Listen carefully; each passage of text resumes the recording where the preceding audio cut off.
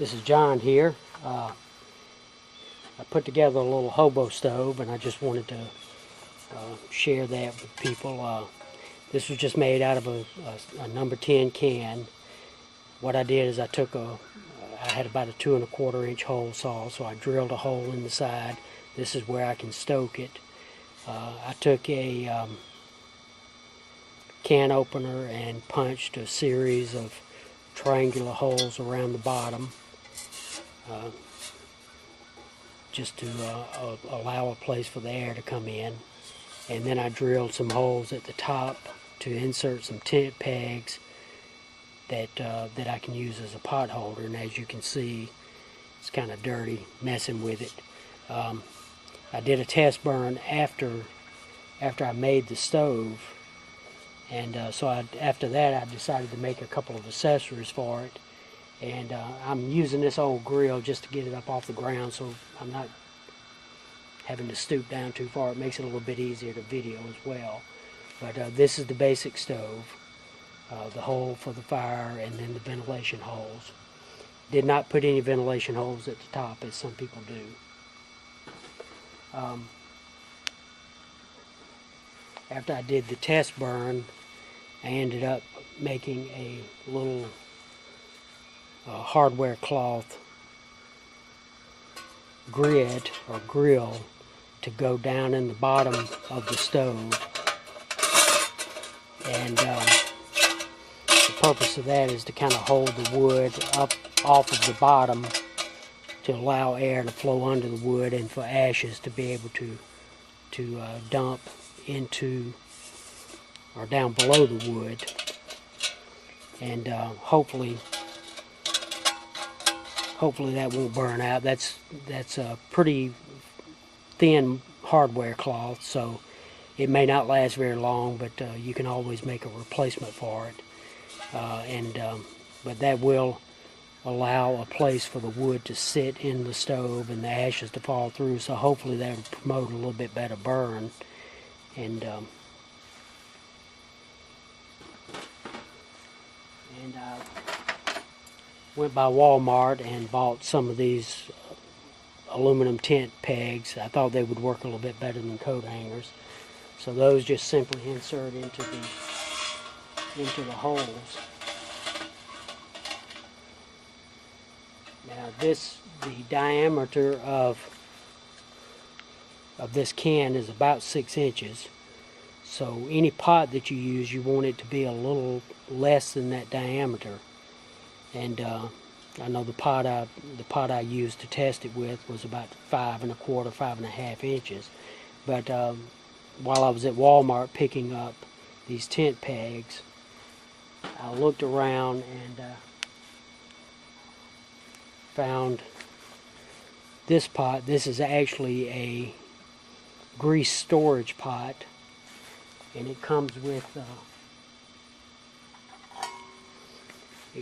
little strainer that inserts in it, and it's made to pour waste grease in. But it's about a quart and a half, and I've got about a quart of water in it. I'm going to use about a quart of water to test to see how quickly I can boil the water. But one thing you want to keep in mind, if you do use this type of pot, you do want some type of metal handle as opposed to a plastic handle, because the flames will come up on the side of the pot, and if you've got a plastic handle there, it's going to melt. This metal handle will not melt. Obviously it will get hot, and if you're going to pick the pot up, you'll want some sort of protection for doing that, or you could grip it with a pot lifter. Also, I ended up making a little hardware cloth ring that I can sit into the stove, and that way if I want to use a larger diameter pot, I can sit it on top of that, and it still allows a place for the heat and air to come up through, so it doesn't choke off the fire. So that would work. And then if you wanted to, you could even use that with some additional tent pegs here, and that way if you wanted to raise your pot up, maybe to get a simmer or to reduce the heat or whatever, you could do that as well.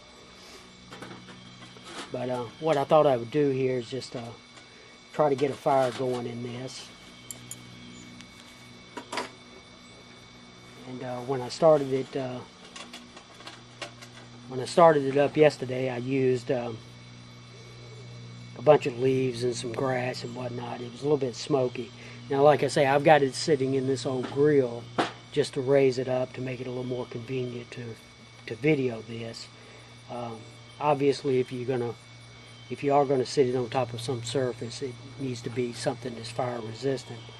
And what I'm gonna do, I'm gonna try using these little fire starters. I've gone around and just gathered up some sticks, and I had bought a couple of packs of these little fire starting sticks. I think it was like $2 for 12 that were twice this length. So I thought I would use that along with this striker to see if I can get a fire going in this thing. I'm going to pull the tent pegs out so I can get my hand down in there and load it with wood.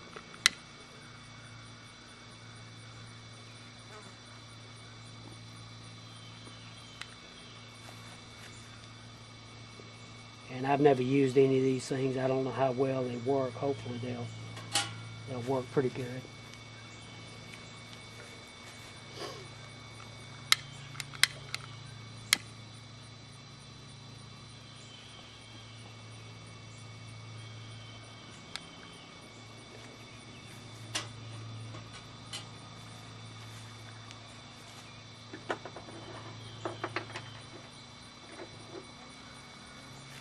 And what I did is I just walked around the yard and picked up a bunch of small twigs that I could break up.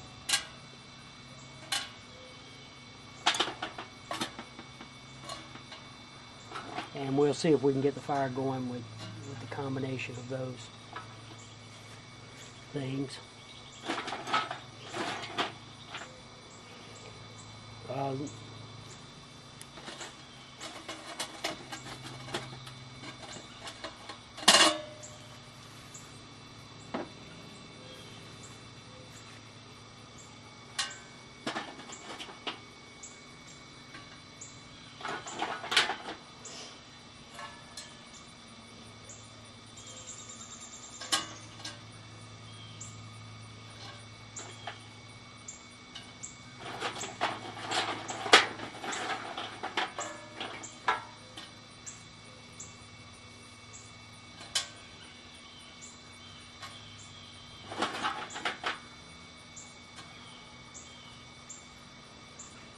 Looks like those fire starters work pretty good.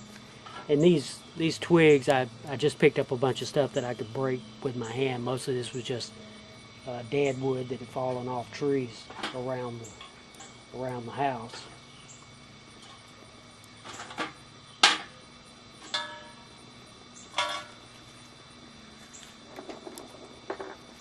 And in addition to those smaller twigs, I did get some stuff that's a little bit larger.